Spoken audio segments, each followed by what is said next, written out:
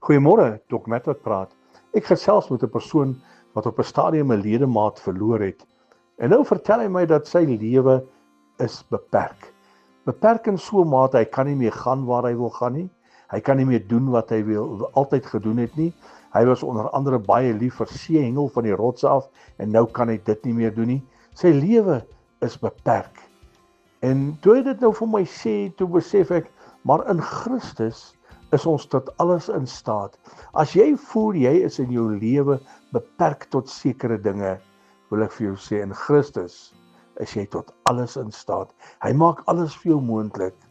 Jesus is die een wat beperkings intrek. Geen beperkings op jou nie. En hy sny elke beperking af. As die vyand vir jou sê, jy kan nie dit doen nie, jy kan nie dat doen nie, kan ek jou verseker, daar is die beperkings by Jesus nie. Gesels met hom dat hy die beperkings in jou lewe afsny, sodat jy 'n wenner kan wees. Jy is tot alles in staat deur Christus wat jou die krag gee. Herlewingsgroete.